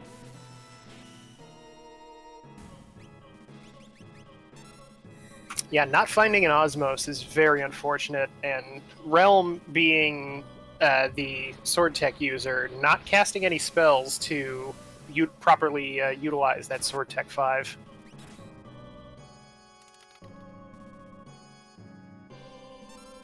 Not taking much damage though. Lots of defense on Knuckly Kong's team. Yeah, all right. So now Knuckly Kong's like, hey, Edgar can do this. Let's do it. Oh no. Oh, thank you. Yeah, so there you see the Doom Tusk that you were talking about, right? Got blocked by Golem. I didn't even realize that, so Nice shout out there, Turdsman. You learn something new every time you watch a Worlds Collide seed, don't you? Absolutely. I'm sure there's at least 10 to 15 chests in this game that I still haven't seen opened yet. Yo, Tiger, stop being such a jerk. Wow.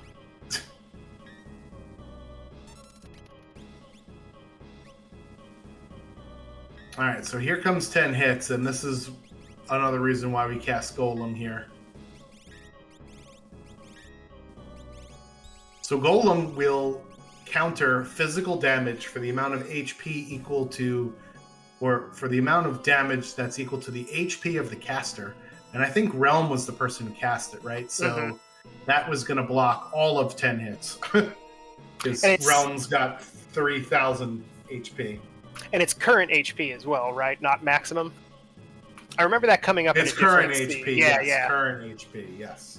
It was somebody had cast it before Calmness, but that character that casted it was at like 5 or something like that, so anything would have negated it before Calmness came out. Oh hey, that's the guy you wanted to get hit with that. Yeah, the problem is they need to unfreeze Mog and Realm like yesterday. They're still frozen! I didn't realize that last... See, here we go. There's the thing I learned. Here we go. Yeah, so freeze will last between tiers, and you know what's even worse? Freeze, if it would have been turned off during the transition from one tier to the other, it gets stuck like that permanently. Kind of like what happens with the morph status. So it can get awful real fast. Same thing with like sleep or any of those statuses. If the time for that status would have ran out during the transition, then the character's kind of stuck in that state. It's pretty brutal. Yeah, except when it's morphed, then it's great. Right, yeah. It's bad when it's a bad thing, but it's good when it's a good thing.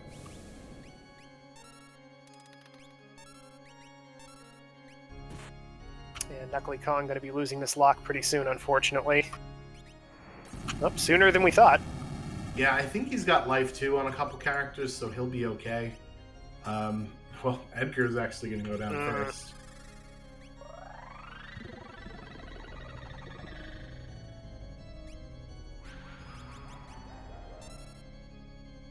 Getting pulled back up.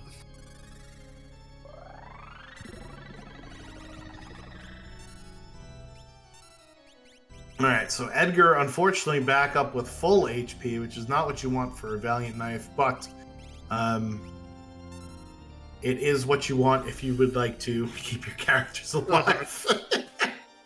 Which I think is pretty important at this point, right? And we just have Sleep to go? Did we already kill Lady? Yes.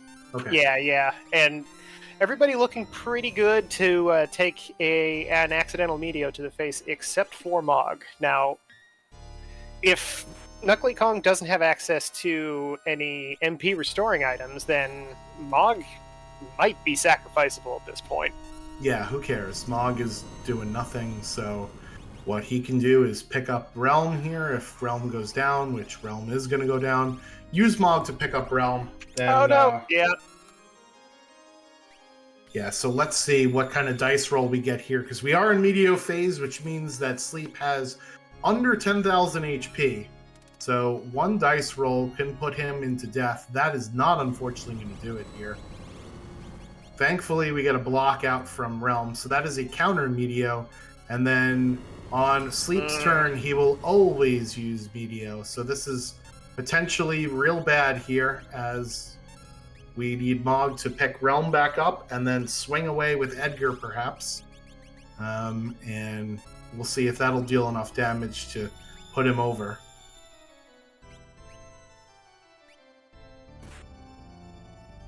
Oh, wow. Alright, so here's a train counter. So Sleep can counter with either Meteo or train. And it's just unfortunate that we got train. And there you see the reason why. Because in Worlds Collide, we did fix the evade bug so that the dark status actually matters. It's good and bad. Yeah, so Locke using the fixed dice doesn't matter if he is dark, because fixed dice will always hit no matter what. Ooh, and there goes Realm and Edgar. So he already used Golem, I think, on this turn? Yeah. Yeah.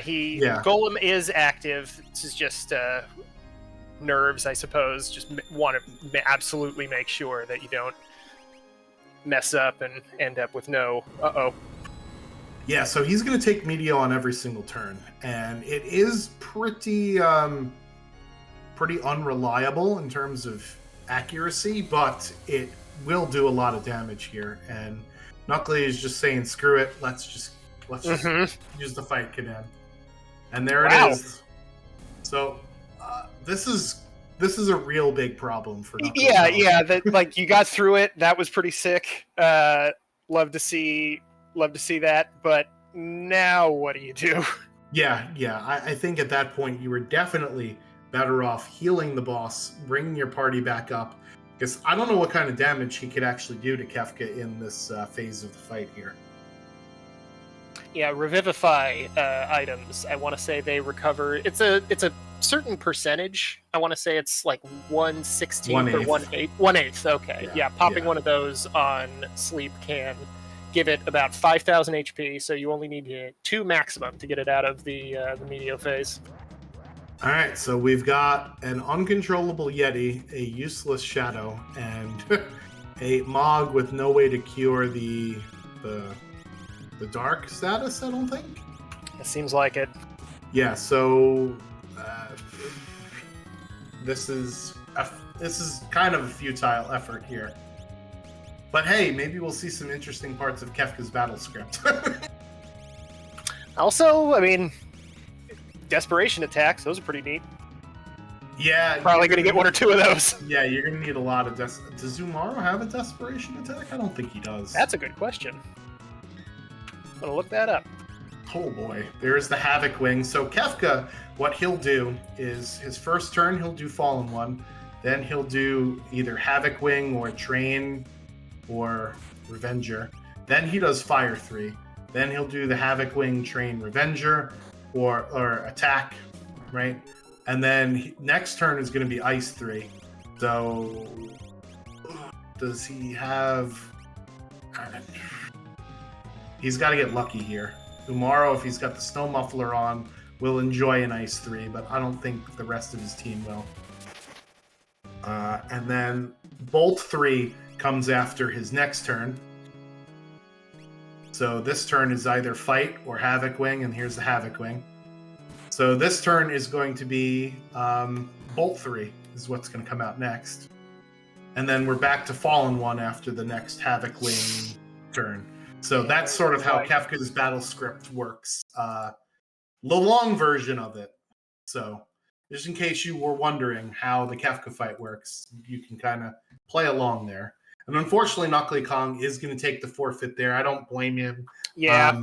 Just did not have a great tier 3 there. Really didn't have good Kefka builds. And I think not picking up the Valiant Knife in the beginning of the seed was kind of the it's kind of hard to point to one moment in time, but that's certainly one that sticks out to me as a bad one there. Yeah, we saw Drinks Glue put in a lot of work with it. Made it really feel like that was a linchpin for the whole seed. And it can be kind of tough, right? Like, especially going up that far with the party that you have, and you just kind of think like, okay, well, this isn't a perfect Kefka thing, but maybe I can work this out. Like, we saw that I mean, that was, I'm going to give like maximum points for boldness there by just going into the end like that and being like, hey, you know what? Maybe I get a bunch of desperation attacks in a row and take Kefka out that way. I'm not going to win this race anyway, but that'll be cool. Yeah, Desperation Attack Kefka is a bold strategy there, Cotton. Unfortunately, it did not pay out there for Knuckly Kong. So, we did see that the Falcon class seed is a pretty speedy one for this particular week.